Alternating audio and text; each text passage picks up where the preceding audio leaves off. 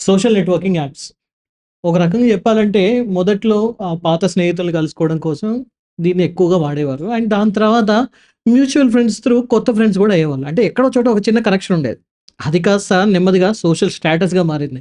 Obviously ఎన్ని likes వచ్చాయి, ఎన్ని షేర్స్ వచ్చాయి, ఎన్ని కామెంట్స్ వచ్చాయి అనే దాని గురించి తెలియకుండానే ఒక సోషల్ స్టేటస్‌లా మారిన అది ఆ తర్వాత ఇన్‌స్టాగ్రామ్ అని అండ్ కొత్త కొత్త యాప్స్ వచ్చిన తర్వాత ఇప్పుడది ఫాలోవర్స్ పెంచుకోవడం కోసం ఎక్కువగా ఆతృత పడుతూ ఉన్నారు. ఒక రకంగా చెప్పాలంటే ఇది ఒక ఐడెంటిటీ క్రైసిస్ అనేది తీసుకొనొచ్చింది చాలామంది వాళ్ళ జీవితాల్లో. సో, రీసెంట్‌గా చెప్పాలంటే 'మీషా అగర్వాల్' అని చెప్పేసి 24 ఇయర్స్ ఉన్న ఒక అమ్మాయి. నేను చెప్పాలంటే 2 రోజుల్లో తన పుట్టినరోజు ఉంది. కానీ 2 రోజుల ముందే తను సూసైడ్ చేసుకుంది. కారణం ఏంటంటే ప్రెజెంట్ తనకి 3,59,000 మంది ఫాలోవర్స్ ఉన్నారు. ఈ మధ్య కాలంలో ఆ ఫాలోవర్స్ కొంచెం తక్కువ అవ్వడం వల్ల అండ్ 1,000,000 ఫాలోవర్స్ అవుతారో అవ్వరో అని చెప్పేసి చాలా చాలా డిప్రెషన్‌కి లోనై లాస్ట్‌కి సూసైడ్ చేసుకుంది. నిజంగా అంటే ఒక చిన్న సోషల్ నెట్వర్కింగ్ యాప్ అనేది మన జీవితాలను నిర్ణయిస్తుందా? దీని గురించే ఇవాళ మనం చర్చించే ప్రయత్నం చేద్దాం. నమస్తే. నేను మీ పవన్ కృష్ణ. మీరు చూస్తున్న స్క్వేర్ టాక్స్ అండ్ దీని గురించి ఇవాళ మనతో పాటు మాట్లాడడానికి మనతో పాటు ఉన్నారు సీనియర్ జర్నలిస్ట్ జయసింహ చతుర్వేది గారు. Hello sir. హలో. సార్, మీకు పరిస్థితి అర్థమైంది. చూస్తుండగానే అంటే ఒక 24 ఇయర్స్ ఉన్న ఒక అమ్మాయి. నేను చెప్పాలంటే తనకి మంచి ఫాలోవర్స్ ఉన్నారు. తనకి మంచి రీచ్ ఉంది. కొంచెం ఒక్కొక్కసారి అప్స్ అండ్ డౌన్స్ అనేది అవుతూ ఉంటుంది. ఈ ఫాలోవర్స్ అనేది. ఆ ఒక్క చిన్న కారణాల వల్ల అంటే తను సూసైడ్ చేసుకోవడం కరెక్టేనా? అంటే ఒక రకంగా చెప్పాలంటే ఈ ఫాలోవర్స్ గాని, లేకపోతే ఈ లైక్స్ గాని మనం మన జీవితంలో మన వాల్యూని నిర్ణయిస్తాయా? పురాణాల్లో తీసుకున్నప్పుడు త్రిశంకు స్వర్గం అని ఒక కథ ఉంటుంది మనకి. హ్మ్. ఓకే. ఈ త్రిశంకుడు ఏం చేస్తాడంటే విశ్వామిత్రుడి దగ్గరకొచ్చి హ్మ్. నాకు స్వర్గానికి వెళ్ళాలని ఉంది శరీరంతోనే అని చెప్తాడు. విశ్వామిత్రుడు తన శక్తితో పంపిస్తాడు. కానీ అక్కడికెళ్తే ఇంద్రుడు ఏం చేస్తాడంటే పైనుంచి తోసేస్తాడు. తోసేసినప్పుడు తల కిందిగా కాళ్ళు మీదికి పెట్టుకొని పడిపోతూ ఉంటాడు. పడిపోతున్నప్పుడు త్రిశంకు పడిపోతున్నాడని తెలిసి విశ్వామిత్రుడు మళ్ళీ తన శక్తితో తనని అక్కడే ఆపేస్తాడు. సో, ఇప్పుడు భూమి కాకుండా, ఇది స్వర్గం కాకుండా మధ్యలో ఆగుతాడు. మధ్యలో కూడా తల కిందకి, కాళ్ళు పైకి ఉంటాయి. హ్మ్. ఇప్పుడు ఈ త్రిశంకు స్వర్గంలాగా తయారైంది సోషల్ మీడియా అనేది. హ్మ్. ఓకే. అది రియలా? కాదు. పోనీ పూర్తి అబద్ధం అందామా అంటే అబద్ధం కూడా కాదు. హుహు. ఎందుకు అబద్ధం కాదు అంటే డిజిటల్ వరల్డ్ అనేది నిజం కాదు నిజానికి. డిజిటల్ వరల్డ్స్‌లో మనం ఫ్రెండ్స్ అంటున్న వాళ్ళు ఫ్రెండ్స్ కాదు. ఫాలోవర్స్ అంటున్న వాళ్ళు ఫాలోవర్స్ కాదు. హ్మ్. వెల్ విషర్స్ అని చెప్పుకుంటున్న వాళ్ళు వెల్ విషర్స్ కూడా కాదు. అవును. ఓకే. అక్కడంతా ఏమంటారు, మనకు రియల్ బాండ్ లేకుండా, ఒకరితో ఒకరికి ఎమోషనల్ ఆహ్, ఫ్రీక్వెన్సీ మ్యాచ్ అవ్వకుండా, ఏదో మనం పెట్టే ఒక పోస్ట్ నచ్చేసి వాళ్ళేదో లైక్ జేస్తారు, షేర్ జేస్తారు, లేకంటే కామెంట్ జేస్తారు. ఇవన్నీ గాకుండా అప్పుడప్పుడైతే సబ్స్క్రైబ్ అవుతారు. హ్మ్. యూట్యూబ్ అయితే సబ్స్క్రైబ్ అవుతారు. ఇన్‌స్టాగ్రామ్ అయితే ఫాలో బటన్ నొక్కుతారు. ఇట్లా జరుగుతూ ఉంటది.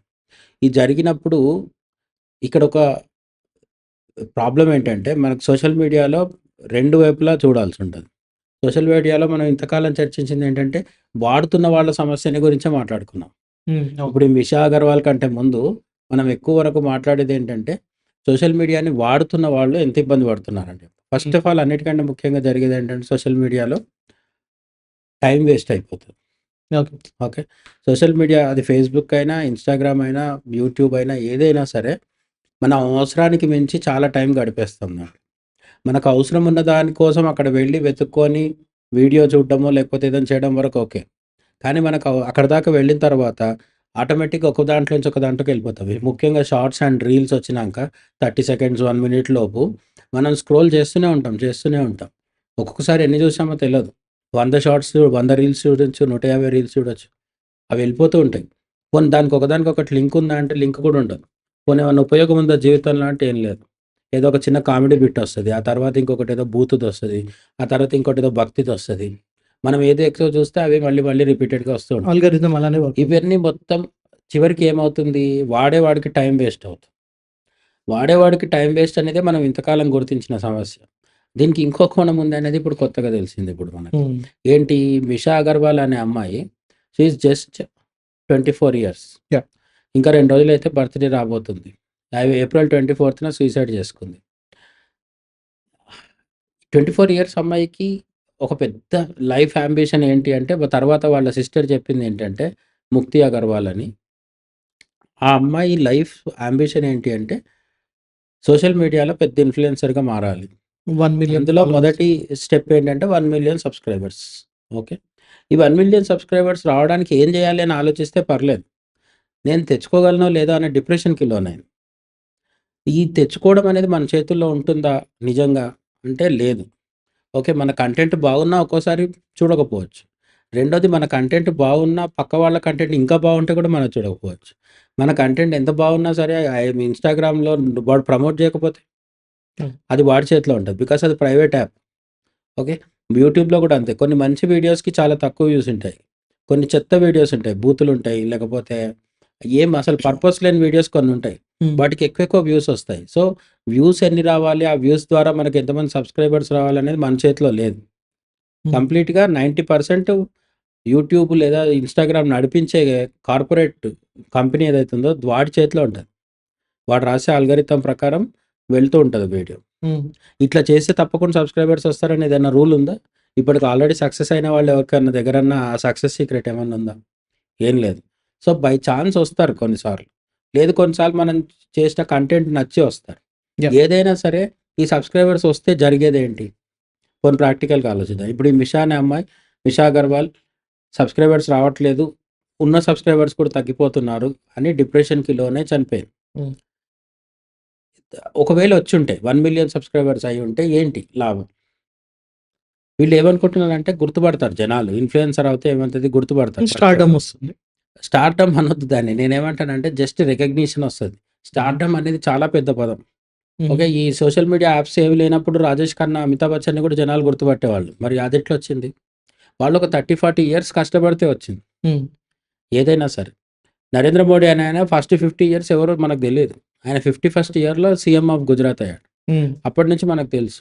ఈరోజు 73 ఏళ్ల వయసులో ఆయన ఎవరు అంటే ప్రపంచం మొత్తం గుర్తుపడుతుంది. So, true. సక్సెస్ అనేది ఎప్పుడు కూడా ఎంత ఈజీగా వస్తే అంత ఈజీగా పోతది. రైట్. ఓకే. సడెన్‌గా మనల్ని గుర్తుపట్టడం మొదలుపెడితే దానివల్ల మంచి కంటే చెడు ఎక్కువ జరుగుతది. ఆ రైట్. మధ్య ప్రియా ప్రకాష్ వారియర్ అని ఒక అమ్మాయి వచ్చింది. ఆ! సడెన్‌గా ఆమె ఎంటర్ అయిన వెంటనే పెద్ద సెన్సేషన్ అయిపోయింది. ఏంటి 'వింక్ గర్ల్' అని చెప్పేసి ఆమె కన్నుకొట్టింది. అంతే. ఆమె ఎంబీబీఎస్ చేయలేదు, సివిల్స్ పాస్ అవ్వలేదు, ఏం చేయలేదు. నిజానికి ఆమె కూడా ఉద్దేశపూర్వకంగా చేయలేదు. ఏదో ఒక సినిమా ట్రైలర్‌లో భాగంగా అది ఆ కన్నుకొట్టిన సీన్ బయటొచ్చింది. జనాలు విపరీతంగా వైరల్ చేసేసింది దాన్ని. ఆమె చాలా పెద్ద స్టార్ అయిపోతదనుకున్నారు. హ్మ్. ఇప్పుడు పరిస్థితి ఏంటి? ఇప్పుడు సినిమాలేం లేవు ఆమె చేతిలో. ఎప్పుడూ రెగ్యులర్‌గా నెలకో రెండో, మూడో ఫోటో షూట్స్ చేస్తూ ఉంటది. అక్కడ ఇక్కడ ఇమేజెస్ కనిపిస్తుంటాయి తప్ప సినిమాల్లో ఎక్కడ కనిపించట్లేదు. అట్లా సోషల్ మీడియాలో మనకి ఎప్పుడు సడెన్‌గా మనం వైరల్ అవుతాం అనేది ఎప్పుడు మన చేతిలో ఉండదు. ఒకవేళ వైరల్ అయినా గూడా దానివల్ల వచ్చే లాభం గూడా నిజంగా ఏముండదు. కొంతమందికి మాత్రం డబ్బులొస్తాయి. ఓకే. కొన్ని పెద్ద పెద్ద యూట్యూబ్ ఛానెల్స్ తీసుకున్నా, లేదు సో మన ఇన్‌స్టాగ్రామ్‌లో ఇన్‌ఫ్లుయెన్సర్స్‌ని తీసుకున్నా, కొలాబరేషన్ ద్వారా లేకపోతే ప్రమోషన్ ద్వారా కొన్ని ప్రొడక్ట్స్‌ని ప్రమోట్ చేయడం ద్వారా అది మళ్ళీ గొడవైంది గదా! ఈ మధ్య బెట్టింగ్ యాప్స్ ప్రమోట్ చేసి కొంతమంది చాలామంది కేసుల్లో ఇరుక్కున్నారు. అవును. అంటే ప్రమోట్ చేసితే డబ్బులొస్తాయి గదా! అని తొందరపడి ఏదంటే అది ప్రమోట్ చేసినా గూడా మళ్ళీ చట్టం కటకటాల పాలు. ప్రకారం మనం ఇబ్బంది పడాల్సొస్తది. సో, ఇవి ఇన్‌ఫ్లుయెన్సర్స్ కెరీర్ అనేది ఒక బబుల్ లాగుంటది. అది బబుల్ ఎంత ఫాస్ట్‌గా పెరుగుతదో ఇది అంత ఫాస్ట్‌గా పెరుగుతది. కానీ పేలిపోయే అవకాశం ఎక్కువుంది. ఓకే. మనం ఒక సివిల్ సర్వెంట్ ఐఏఎస్, ఐపీఎస్సో, ఒక ఇంజినీరో, డాక్టరో, రైటరో ఇట్లాంటివైతే లేదా ఈవెన్ ఒక సినిమా స్టార్ అయినా సరే, సినిమా యాక్టర్ అయినా సరే అదొక కెరీర్‌గా భావించొచ్చు. ఇన్‌ఫ్లుయెన్సర్ అనేది అట్లా కాదు. జస్ట్ జనాలు సడెన్‌గా మన వైపు అట్రాక్ట్ అవుతే అది లక్కు. హ్మ్. లేదు మన టాలెంట్ కూడా ఉండొచ్చు. మన టాలెంట్ ఎంతున్నా సరే కొన్ని లక్షల మందిని ప్రతిరోజు ఎంటర్‌టైన్ చేస్తూ ఉండడం అనేది సాధ్యం కాదు. వాళ్ళకి రైట్. నచ్చకపోతే తగ్గిపోతారు సబ్‌స్క్రైబర్స్. రైట్. అటువంటి దాన్ని సీరియస్‌గా తీసుకోవద్దు. నేను స్టార్టింగ్‌లో 'త్రిశంకు స్వర్గం' అని చెప్పింది అందుకే అన్నమాట. ఇక్కడ అంతా తలకిందులుగా ఉంటది. హ్మ్. రియల్ లైఫ్‌లో ఏది సక్సెసో అది ఇక్కడ సక్సెస్‌గా కనిపించదు. హ్మ్. మనం ఇక్కడ మంచి నీతి వాక్యాలో లేదంటే మంచి విషయాలు, పాజిటివ్ విషయాలు చెప్తే ఎవరు చూడరు. నెగెటివ్ మాత్రం చాలా ఫాస్ట్‌గా ఎళ్తది. హ్మ్. ఓకే. ఈ రైట్. మధ్య కాలంలో మనకొక అలేఖ్య పికిల్స్ అనే గొడవ మీద కూడా చాలా మాట్లాడుకున్నాం గదా! అవును. అవును. మాట్లాడుకున్నప్పుడు ఆ పికిల్స్ వాళ్ళు బూతులు తిట్టారనేది మనం ఎక్కువ మాట్లాడాం గానీ, యాక్చువల్లీ వాళ్ళు కూడా ఇన్‌ఫ్లుయెన్సర్సే. ఆ అదే ముగ్గురు అంటే నా అబ్బాయిలు కూడా. ఉద్దేశ్యం గూడా ఇప్పుడు ఇది ఇన్‌ఫ్లుయెన్సర్స్ అనేది ఇదొక టాక్సిసిటీ అనేది సొసైటీ మీద అవుతుంది, ఫాలోవర్స్ మీద అవుతుంది. At the same time influencers మీద కూడా అవుతుంది. అవును. అంటే ఇప్పుడు ఇన్‌ఫ్లుయెన్సర్సు వాళ్ళు ఇన్‌ఫ్లుయెన్స్ చేస్తున్నామని అనుకుంటున్నారు. హ్మ్. కానీ ఇన్‌ఫ్లుయెన్స్ చేసే క్రమంలో వాళ్ళు కూడా ఇన్‌ఫ్లుయెన్స్ అవుతున్నారు. రైట్. ఇప్పుడు నేను చెప్తున్న అలేఖ్య చిట్టి పికిల్స్ ముచ్చట్లో కూడా హ్మ్. వాళ్ళు ఇన్‌స్టాగ్రామ్‌లో రీల్స్, వీడియోస్, పాటలు పాడుతూ దాని మీద డాన్సులు చేస్తూ పాపులర్ అయ్యారు. హ్మ్. తమ పాపులారిటీని పికిల్స్ అమ్మకానికి వాడుకున్నారు. అమ్మాయిలు కదా! సహజంగా కొంత గ్లామర్ ఉంటుంది కాబట్టి ఫాలోవర్స్ కూడా ఆటోమేటిక్‌గా పెరిగిపోయారు బాగా. పెద్ద ఎత్తున అవును. పెరిగిపోయారు. అంతవరకు అంతా బావుంది. కానీ వన్స్ వాళ్ళు ఒకసారి బూతులు మాట్లాడిననే ఆడియో బయటొచ్చిన తర్వాత ఇమ్మీడియేట్‌గా సబ్‌స్క్రైబర్స్ పడిపోవడం మొదలయ్యింది. వాళ్ళ ఇన్‌స్టాగ్రామ్ మీద కూడా ప్రాబ్లమ్ పడింది. వాళ్ళ పికిల్స్ బిజినెస్ మీద కాదు. వాళ్ళ ఇన్‌స్టాగ్రామ్ ఫాలోయింగ్ మీద కూడా దెబ్బ పట్టింది. ఆ టైంలో డిప్రెషన్‌కి లోనవ్వద్దు. ఇప్పుడు 'విషా అగర్వాల్' అనే అమ్మాయి ఏమైంది? నిజానికి ఆమె మీద కాంట్రోవర్సీ కూడా ఏం లేదు. ఈ అలేఖ్య పికిల్స్ విషయంలో కాంట్రోవర్సీ జరిగింది గానీ, 'మిషా అగర్వాల్' విషయంలో కాంట్రోవర్సీ ఎక్కువ లేదు. కానీ ఎందుకో ఆమెకు ఇన్‌ఫ్లుయెన్సర్స్ తగ్గిపోయారు. హ్మ్. ఇన్‌ఫ్లుయెన్సర్స్‌కి బోర్ కొట్టడం కావచ్చు, ఇంకో బెటర్ ఆప్షన్ ఏదైనా ఉండడం కావచ్చు. ట్రూ. చాలామంది ఇక్కడ ఇంకొకటి అంటే మొహమాటం లేకుండా చెప్పుకుంటే, చాలామంది సో కాల్డ్ ఇన్‌ఫ్లుయెన్సర్స్ ఎవరైతే ఉంటారో వీళ్ళల్లో real talent, real knowledge, real సొసైటీకి ఏదో ఒకటి ఇస్తూ ఇన్‌ఫ్లుయెన్స్ చేసేవాళ్ళు కొందరే ఉంటారు. మిగతా వాళ్ళందరూ ఏంటంటే మా చూడ్డానికి అందంగా ఉంటారు కొంచెం. ఆ అందంగా గ్లామరస్ ఉన్నప్పుడు కంటెంట్ ఎక్కువ ఆ శాతం. గ్లామర్ గ్లామర్‌ని ఉపయోగించి ఫాలోయింగ్ పెంచుకుంటారు. గ్లామర్‌ని ఉపయోగించి ఫాలోయింగ్ పెంచుకున్నప్పుడు ఎంత తొందరగా వస్తారో అంతే తొందరగా ఎళ్ళిపోతారు కూడా. రేపు ఇంకో కొత్త అమ్మాయి వస్తుంది. ఆ కొత్త అమ్మాయికి కూడా వీళ్ళందరూ అటు షిఫ్ట్ అయిపోతారు. సో, ఇవన్నీ టెంపరరీ అనే విషయం మొదటి నుంచి గుర్తుపెట్టుకోవాల్సి ఉంటుందనమాట. రైట్. రెండోదేంటంటే ఇప్పుడు నేను అదే మరి మన అలేఖ్య పికిల్స్ విషయంలోనే వాళ్ళు కూడా తర్వాత మేము హాస్పిటల్‌లో ఉన్నామని చెప్పి మళ్ళీ ఇంకో వీడియో వదలడం జరిగింది. అంటే దీనివల్ల డిప్రెషన్‌కి లోనై వాళ్ళు హాస్పిటల్‌లో పడ్డారంట. అది నిజం అయ్యుంటే మాత్రం ఈ ప్రెషర్ ఎంతుంది? ఇన్‌ఫ్లుయెన్సర్ అయిన తర్వాత మళ్ళీ ఆ ఇమేజ్ పోతదేమో అనే భయం అనే ప్రెషర్ ఎంతుంది అనేది. ఆ తర్వాత 'రణ్వీర్ అలహాబాదియా' అని చెప్పేసి 'బీర్ బై సిప్స్' అనే ఒక అవును. ఆహ్, ప్లాట్‌ఫార్మ్ ఉంది ప్లాట్‌ఫార్మ్ కదా! నుంచి ఛానెల్ ఉంది. దాన్ని నడిపే అతను కూడా ఒక దగ్గరెళ్లి బూతులు మాట్లాడితే అది చాలా పెద్ద గొడవైంది. సుప్రీం కోర్ట్ దాకా వెళ్లి ఇప్పటికి కేస్ నడుస్తుంది. కేసు నడుస్తుంది. అవును. అతను ఇండియా దాటి ఎళ్ళొద్దని చెప్పి కోర్టు రూల్ కూడా పెట్టింది. పాస్‌పోర్ట్ తీసేసుకుంది పోలీసులకు. హ్మ్. ఇంత పెద్దగా ఇష్యూ అయిన తర్వాత ఆ అబ్బాయి నిజానికి డిప్రెస్ అవ్వలేదు. పర్సనల్లీ అయ్యుండొచ్చు. తను కూడా ఏమంటారు చాలా డిప్రెస్ అయ్యి 1, 2 వీడియోలు పెట్టడం జరిగింది ఇన్‌స్టాగ్రామ్‌లో. రైట్. అయినా సరే బౌన్స్ బ్యాక్ అయ్యి ఇప్పుడు మళ్ళీ తన వీడియోలు తను చేసుకుంటున్నాడు. అవును. స్పిరిచ్యుయాలిటీ అది ఇది అని తను చేస్తున్నాడు. ఇక్కడ గుర్తుపెట్టుకోవాల్సిందేంటంటే మనకు ఫాలోయింగ్ వచ్చినప్పుడు ఎక్కువ ఎక్సైట్ అవ్వద్దు. హ్మ్. ఫాలోయింగ్ సడెన్‌గా పోయి మనం ఏదైనా కాంట్రోవర్సీలో ఇరుక్కున్నప్పుడు గూడా చాలా ఫీల్ అయిపోయి, ఇంకా అదే ప్రపంచానికి ది ఎండ్ అన్నట్టుగా భావించేసి హ్మ్. హ్మ్. సీరియస్ డెసిషన్స్ ఏవి తీసుకోకూడదనమాట. రైట్. ఇవన్నీ గాకుండా అసలు మనకు డిజిటల్ వరల్డ్‌లో ఏదైనా ఇబ్బంది కలుగుతుంది అనుకున్నప్పుడు, రియల్ వరల్డ్‌లో ఉన్న వాళ్ళతో చర్చించాలి. ఇప్పుడు 'మిషా అగర్వాల్' సూసైడ్ చేసుకోకముందు వాళ్ళ ఇంట్లో వాళ్ళతో గానీ, రియల్ ఫ్రెండ్స్ తనతో చిన్నప్పటి నుంచి స్కూల్ నుంచి, కాలేజ్ నుంచి కలిసి పెరిగిన ఫ్రెండ్స్ ఉంటారు గదా! వాళ్ళతో గానీ, వీళ్ళు రియల్ తన చుట్టూ ఉండే మనుషులతో గానీ, వీళ్ళెవరు గాకుంటే ఒక సైకాలజిస్ట్ హెల్ప్ తీసుకోవడం గానీ, ఇవేవన్నా చేసుంటే సూసైడ్ అనే నిర్ణయం తీసుకోకపోయి ఉండేవాడు. హ్మ్. సో, మనం డిజిటల్ వరల్డ్ అనేది ఒక ఫేక్ వరల్డ్. రైట్. ఆ ఫేక్ వరల్డ్‌లో నుంచి పుట్టే డిప్రెషన్‌ను తట్టుకోవాలి అంటే రియల్ సపోర్ట్ ఉండాలి మనకి. హ్మ్. ఫేక్‌ని ఎదుర్కోవాలంటే రియల్ సపోర్ట్ ఉండాలి. ఆ right. Real support friends, family or experts వీళ్ళ రైట్. దగ్గర దొరుకుతుంది. రైట్. అయితే సార్ ఇప్పుడు రీసెంట్‌గా జరిగిన ఒక ఇష్యూ గూడా ఉంది. ఇది శ్రేష్ఠ ఝా అని జెప్పేసి ఒక సోషల్ ఇన్‌ఫ్లుయెన్సర్ ఉన్నారు. అయితే రీసెంట్‌గా ఇప్పుడు మన ఇండియా, పాకిస్తాన్ మధ్య జరుగుతున్న ఈ హీట్ ఆహ్, స్ డే సిట్యుయేషన్స్ యుద్ధ మధ్యలో వాతావరణం. యుద్ధ వాతావరణం ఇదంతా జరుగుతున్న టైంలో ఆవిడ వచ్చి కొంచెం ఇండియాకి యాంటీగా కొంచెం కొన్ని వివాదాస్పద వ్యాఖ్యలు చేయడం జరిగింది. అయితే వెంటనే తన ఇన్‌స్టాగ్రామ్ హ్యాండిల్ గూడా వెంటనే ఇండియా బ్లాక్ చేయడం జరిగింది.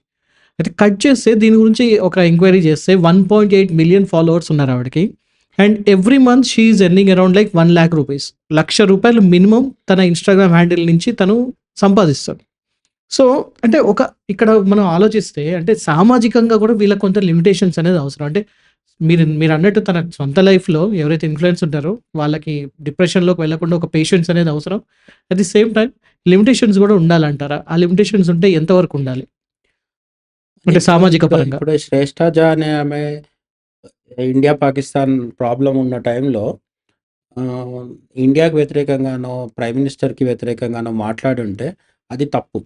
హ్మ్. ఆమె పాయింట్ వాలిడ్ పాయింట్ అయినా సరే పొలిటికల్ విమర్శలు చేయడానికి ఒక టైం అంటూ ఉంటుంది. దేశం మొత్తము పాకిస్తాన్‌తో యుద్ధం చేసే పరిస్థితిలో ఉన్నప్పుడు as a influencer personal opinion ఎవరైనా చెప్పొచ్చు. యాహ్! బికాజ్ మనల్ని ఫాలో అయ్యే వాళ్ళు 10 మందో, 20 మందో, 100 మందో ఉంటారు కాబట్టి ఓకే. హ్మ్. బట్ మనల్ని ఫాలో అయ్యే వాళ్ళు మిలియన్స్ ఆఫ్ పీపుల్ ఉన్నప్పుడు చాలా బాధ్యతగా మాట్లాడాల్సి ఉంటుంది. హ్మ్. ఓకే. మనము ఒక మాట మనం చెప్తే వేరు. మన రాష్ట్ర ముఖ్యమంత్రి చెప్తే వేరు. హ్మ్. అదే మాట దేశ ప్రధానమంత్రి చెప్తే వేరు. హ్మ్. ఒక్కొక్కరు ఒక్కొక్క లెవెల్‌లో ఇన్‌ఫ్లుయెన్స్ చేయగలుగుతారు. మామూలు విషయమైనా సరే దేశ ప్రధానమంత్రో, రాష్ట్రపతో చెప్తే దానికి వాల్యూ ఎక్కువుంటది. దాని ప్రభావం ఎక్కువుంటది. రైట్. అట్లా ఇన్‌ఫ్లుయెన్సర్స్ కూడా గుర్తుపెట్టుకోవాల్సిందేంటంటే, మన చేతిలో ఒక ప్లాట్‌ఫార్మ్ ఉంది. మమ్మల్ని నమ్మి ఫాలో అయ్యే ఫాలోవర్స్ చాలామంది ఉన్నారు కాబట్టి, హుహు. మేము ఏదైనా వాగుతామంటే కుదరదు. యాహ్! ఓకే. అండ్ చేసే ఒక్కొక్కసారి మీరు చెప్పింది కరెక్ట్ కూడా అయ్యుండొచ్చు. ఇన్‌ఫ్లుయెన్సర్ చెప్పింది కరెక్ట్ కూడా అయ్యుండొచ్చు. కానీ కరెక్ట్ టైమా కాదా అనేది కూడా ఇంపార్టెంట్. హ్మ్. ఓకే. కరెక్ట్ టైంలో చెప్పాలి. కరెక్ట్ మాట చెప్పాలి. ఈ రెండిట్లో చాలా ఇంపార్టెంట్. ఇంకోటేంటంటే దీని మీద డబ్బులొస్తున్నాయి గదా!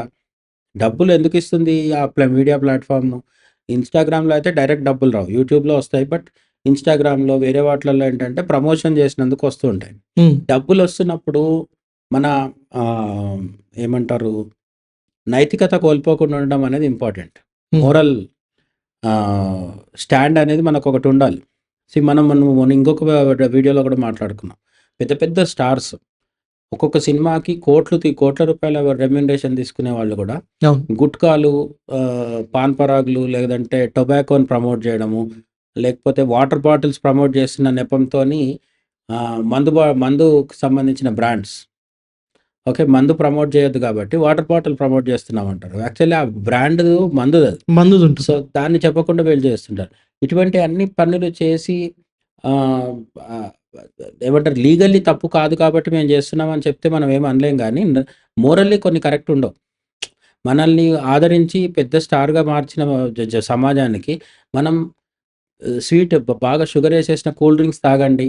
అది హుహు. తాగి ఒబెసిటీతో ఇబ్బంది పడండి. లేకపోతే డయాబెటిక్ అయిపోండి అని హ్మ్. చెప్తే అది మోరల్లీ ఎంతవరకు రైట్? సో, ఇప్పుడు ఫెయిర్‌నెస్ క్రీమ్‌లు, కూల్ డ్రింక్స్ ఇట్లాంటివి ప్రమోట్ చేయడం ఎట్లనో ఇన్‌ఫ్లుయెన్సర్స్ దగ్గరకొచ్చేసరికి కూడా వీళ్ళకి ఈ ఎక్కడ ప్రాబ్లమ్ వస్తది అంటే ఇన్‌కమ్ కొంత మొదలైన తర్వాత ఇన్‌కమ్‌తో పాటు పేరు కూడా వస్తుంది. హ్మ్. ఓకే. బయట కొన్ని గవర్నమెంట్ జాబ్స్ చేసే వాళ్ళకి వీళ్ళకంటే చాలా ఎక్కువ ఇన్‌కమ్ ఉంటది. ఓకే. రెవెన్యూ డిపార్ట్‌మెంట్‌లో అక్కడ ఇక్కడ చేసే వాళ్ళకి లీగల్‌గా, ఇల్లీగల్‌గా వచ్చే డబ్బులు కలిపితే ఒక నెలకి చాలా డబ్బులొస్తాయి వాళ్ళకి. హ్మ్. కానీ వాళ్ళకి పేరు రాదు. హ్మ్. వాళ్ళ గల్లీ దాటి పక్క గల్లీకెళ్తే కూడా ఎవరు గుర్తుపట్టరు. ఈ రైట్. ఇన్‌ఫ్లుయెన్సర్స్‌కి ఏమైతుందంటే డేంజరస్ కాంబినేషన్ ఏంటి అంటే ఒకటి పేరొస్తుంది. రెండోది డబ్బులొస్తున్నాయి. హ్మ్. ఈ పేరు, డబ్బులొచ్చినప్పుడు ఏమవుతుంది లైఫ్ స్టైల్ మారిపోతుంది. వీళ్ళందరూ ఈ సోషల్ మీడియా ఇన్‌ఫ్లుయెన్సర్స్ కానీ ఆహ్, చిన్న చిన్న ఏమంటారు ఆర్టిస్ట్‌లుంటారు గదా! ఇప్పుడు రకరకాల ఓటీటీస్, యూట్యూబ్ ఇక్కడంతా వచ్చిన తర్వాత సినిమాలోనే కనిపించాల్సిన అవసరం లేదు. ఆర్టిస్ట్‌లు ఎక్కడైనా కనిపించే అవకాశం వచ్చేసింది. వెబ్ సీరీస్‌లు ఇవన్నీ వచ్చిన అవును. తర్వాత. ఈ రియాలిటీ 'బిగ్ బాస్' లాంటి షోస్‌లో పాల్గొన్న వాళ్ళు వీళ్ళందరికొచ్చే ప్రాబ్లమ్ ఏంటంటే వన్స్ ఒకసారి రికగ్నిషన్ అండ్ కొంత డబ్బొచ్చిన తర్వాత వీళ్ళు హ్మ్. ఒక కారు కొంటారు. డ్రైవర్‌ని పెట్టుకుంటారు. కాస్ట్యూమ్స్ రోజు ఒకసారేసిన కాస్ట్యూమ్ మళ్ళీ వెయ్యరు. లైఫ్ స్టైల్ మొత్తం చేంజ్ అయిపోతుంది. హ్మ్. ఓకే. లైఫ్ స్టైల్ చేంజ్ అయిపోయినప్పుడు ఒక ఏమంటారు ఒక 'కరీనా కపూర్' లేదంటే ఒక 'ప్రియాంక చోప్రా' లాగా లైఫ్ స్టైల్ మారిపోయినప్పుడు వాళ్ళంత డబ్బులు రావు. అవును. డబ్బులు రానప్పుడు ఏమవుతది? ప్రెషర్‌కి లొంగిపోయి రాంగ్ డెసిషన్స్ తీసుకోవాల్సొస్తది. రైట్. బెట్టింగ్ యాప్స్ లాంటివి ప్రమోట్ చేయాల్సిన అవసరం అప్పుడే వస్తుందనమాట. అవును. మనం పెట్టుకున్న టార్గెట్ లైఫ్ స్టైల్‌కి మనకొచ్చే ఇన్‌కమ్ మ్యాచ్ అవ్వనప్పుడు ఏ పని పడితే ఆ పని చేయాలనిపిస్తుంది. అవును. అప్పుడు మోరల్‌గా మనం హై స్టాండ్ తీసుకోవడానికి అవకాశం ఉండదు. రైట్. అయితే సార్ ఇప్పుడు ఇప్పుడున్న ఈ పరిస్థితుల్లో ఈ సోషల్ స్టేటస్ అనేది ఒక న్యూ నార్మల్ లాగా అయిపోయింది. And at the same time ఇక్కడ పేరెంట్స్ ఎవరైతే ఉంటారో వాళ్ళ మీద చాలా బాధ్యత ఉంటుంది. ముఖ్యంగా ఈ జనరేషన్‌లో ఉన్న పిల్లలకి రియాలిటీకి దూరంగా వర్చువల్‌కి చాలా దగ్గరగా అవుతున్నారు వీళ్ళు. అండ్ ఈ మూమెంట్‌లో పేరెంట్స్ గూడా వాళ్ళకి కొంచెం రియాలిటీ ఏంటనేది చెప్పాల్సిన దగ్గర చెప్పకుండా వాళ్ళు గూడా ప్రోత్సహించడం. ఎందుకంటే వాళ్ళకి గూడా మనీ వస్తుంది. చిన్న పిల్లల అకౌంట్స్ చాలా ఉన్నాయి. అయితే ఈ చిన్న పిల్లల అకౌంట్స్‌లో గూడా కొన్ని అకౌంట్స్ చూసినప్పుడు అంటే అవసరం లేని చోట కూడా కొంతమంది పిల్లలతోని స్కిన్ షో చేయించడానికి తల్లిదండ్రులు ఎక్కువ మక్కువ చూపిస్తున్నారు. అవును. అంటే ప్రస్తుతం ఉన్న పరిస్థితుల్లో సొసైటీ మీద ఈ ఈ సోషల్ యాప్స్ అనేది ఎలాంటి ప్రభావం చూపిస్తుంది? దీని నుంచి బయటపడాలంటే ఏం చేయాలి? ఒకవేళ వదిలేస్తే ఎలాంటి సిట్యుయేషన్స్ ఇంకా చూడాల్సి ఉంటుంది రేపు? మామూలుగా మన దగ్గర పేరెంట్స్ ఎప్పుడవుతారంటే పిల్లలు పుట్టగానే పేరెంట్స్ అయిపోతారు. ఓకే. వాళ్ళకి దాని గురించి ప్రత్యేకమైన ఏమంటారు ప్రిపరేషన్ ఏమి ఉండదు. పెళ్లి చేసుకుంటారు చాలామంది. పెళ్లి తర్వాత లిస్ట్‌లో సెకండ్ ఆప్షన్ సెకండ్ థింగ్ ఏంటి? పెళ్లి తర్వాత పిల్లల్ని కనడం. సో, పిల్లల్ని కనేస్తారు. కానీ పిల్లల్ని కనే ముందు ఈ పిల్లల్ని ఎలా పెంచాలి? తమ పిల్లలు ఫ్యూచర్‌లో ఎట్లా ఉంటే బావుంటుంది? పిల్లలకు తమ నేర్పించాల్సిన వాల్యూస్ ఏంటి? ఇటువంటివి బేస్ విషయంలో కూడా క్లారిటీ ఉండదు. ఓకే. మరీ పేదవాళ్ళైతే ఏంటి వాళ్ళకి లైఫ్ ఏమంటారు every day bread and butter struggle ఉంటుంది కాబట్టి వాళ్ళు పొద్దున్న లేస్తారు, పనికి వెళ్ళిపోతారు. ఆ పిల్లలు కూడా వాళ్ళు పెరగాల్సిన పద్ధతిలో పెరిగేస్తారు. అక్కడ పెద్దగా అవకాశం లేదు. అంటే పేరెంట్స్ దృష్టి పెడదాం అనుకున్నా కూడా చాలా మినిమం టైమే వాళ్ళు స్పెండ్ చేయగలుగుతారు. మిడిల్ క్లాస్ వాళ్ళకేంటి 2 పలానా కాలేజీలు ఉంటాయి. దాంట్లో తీసుకుపోయి పడేసి జైల్లో వేసినట్టుగా వాళ్ళని ఇంజినీర్, డాక్టర్ చేయడం తప్ప జీవితంలో ఇంకేం లేదు. ఓకే. తమ పిల్లలు వీళ్ళు యాక్చువల్‌గా మిడిల్ క్లాస్‌లో చాలా కొంతమంది పరిస్థితి ఏంటంటే వాళ్ళకు కొడుకు పుట్టినట్టు కాదు, ఇంజినీర్ పుట్టాడని అర్థం. బిడ్డ పుడితే డాక్టర్ పుట్టిందని అర్థం. ఈ పిల్లల్ని డాక్టరో, ఇంజినీరో లేదంటే సివిల్సో లేదంటే సీఏ ఇటువంటి ఓ 4 టార్గెట్స్ ఉంటాయి. అవి చేపించి ఒక మంచి ఇన్‌కమ్ సోర్స్‌తో వాళ్ళని లైఫ్‌లో సెటిల్ చేయడం తప్ప వీళ్ళకి ఇంకొక వేరే ఉద్దేశం లేదు. ఓకే. వాళ్ళకి ఇది మంచిది, ఇది చెడు, ఇది చెయ్యాలి, ఇది చేయొద్దు ఇట్లాంటివన్నీ చెప్పే టైం మిడిల్ క్లాస్ పేరెంట్స్‌కి ఉండట్లేదు. సూపర్ రిచ్ వాళ్ళు ఉంటారు కదా! వాళ్ళకేంటి వాళ్ళ ఇంట్లలో పేరెంట్స్ వ్యాపకాలు వాళ్ళకుంటాయి. పొద్దుంట అఫీషియల్ వర్క్ ఉంటది. సాయంత్రం అయితే పార్టీలుంటాయి. ఈవినింగ్ ఏమంటారు వీకెండ్ వస్తే ఇంకో ప్రాబ్లమ్. ఫారిన్ కంట్రీస్‌కి వెళ్ళిపోతుంటారు. ఈ మొత్తం కలిపి సంవత్సరంలో పిల్లలతో వాళ్ళు గడిపేది చాలా తక్కువ సమయం ఉంటది. అప్పుడు వాళ్ళేం చేస్తున్నారు? మనకు పూణేలో జరిగింది కదా! 17 ఏళ్ల పిల్లోడికి లక్షల రూపాయల విలువైన కార్ ఇస్తే వాడు విపరీతంగా మద్యం తాగేసి ర్యాష్ డ్రైవింగ్ చేసి చాలా మందిని చంపడం జరిగింది. ఈ డ్రంక్ అండ్ డ్రైవ్‌లో, ర్యాష్ డ్రైవింగ్‌లో కార్‌లేసుకొని తిరిగే వాళ్ళందరూ రిచ్ కిడ్స్ లేదంటే super rich kids. Actually 2 days back కూడా 14 ఇయర్స్ అమ్మాయి అంటే 14 ఇయర్స్ అమ్మాయి బాగా తాగింది. ఒక లగ్జరీ కార్‌లో వెళ్ళి ఇద్దరిని గుద్ది చంపేసింది. అవును. అండ్ తను చాలా బాగా ఏడ్చింది. నన్ను వదిలేయండి అని చెప్పి ఏడ్చేయడం జరిగింది. అసలు ఫస్ట్ ఆఫ్ ఆల్ ఆ 14 ఇయర్స్ అమ్మాయికి అంత పెద్ద లగ్జరీ కార్ ఎక్కడి నుంచి వచ్చింది? తనకి డ్రైవింగ్ లైసెన్స్ ఎక్కడి నుంచి వచ్చింది? తాగడం ఏంటి? అనేది పెద్ద క్వెషన్. అదే అంటున్నాను. అవి ఎందుకు చేస్తుందంటే ఆ 14 ఇయర్స్ అమ్మాయి కారు తీసుకొని మందు తాగి రోడ్డు మీదకి వస్తుందని పోలీసులకు గాని, ముఖ్యమంత్రికి గాని తెలీదు కదా! అది వాళ్ళ పర్సనల్ ప్రాబ్లమ్ అది. రోడ్డు మీదకి వచ్చాక పట్టుకోగలుగుతారు ఎవరైనా. కానీ రోడ్డు మీదకి రాకముందు ఆపాల్సింది ఎవరు? తల్లి, తండ్రి. ఎగ్జాక్ట్. వాళ్ళ ఇంట్లో వాళ్ళు. ఇంట్లో వాళ్ళు బిజీ. ఇంట్లో వాళ్ళకి టైం లేదు. పార్టీలు ఏమంటారు పండుగలు లేదంటే టూర్సు ఇవన్నీ కాకుండా ఫారిన్ ట్రిప్స్ ఇవన్నిటి మధ్యలో పిల్లల్ని పట్టించుకునే వాళ్ళు లేరు. రెండోది ఏంటంటే తమ పిల్లలు కొన్ని తప్పులు చేస్తే వాటిని గొప్ప లైఫ్ స్టైల్‌గా ఫీల్ అవుతున్నారు. ఓకే. పబ్‌కి వెళ్ళడం అనేది ఒక చాలా గొప్ప విషయంగా భావించే మనకు సొసైటీ కూడా ఉంది. పబ్‌కి వెళ్ళొద్దా అంటే వెళ్ళొద్దని కాదు. పబ్‌కి వెళ్ళాలా వద్దా అనే సమస్య పక్కన పెడితే పబ్‌కి వెళ్ళడం అనేది చాలా గొప్ప విషయం. అదే అట్లా చేయకపోతే మనం వెనుకబడిపోయి ఉన్నామని భ్రమల్లో ఉన్నారు.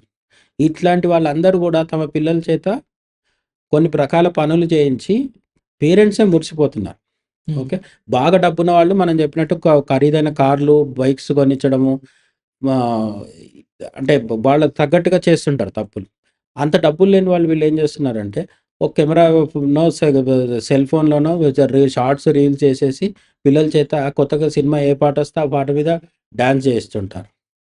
ఆ డాన్స్ చేస్తున్నప్పుడు ఆ డాన్స్ ఒరిజినల్ హీరోయిన్ ఏం చేసింది, హీరో ఏం చేసిండో అదే వీళ్ళ చేత మళ్ళీ రిపీట్ చేసించే తొందరలో అటువంటి రివీలింగ్ కాస్ట్యూమ్స్ అవన్నీ కూడా వాడిస్తుంటారు.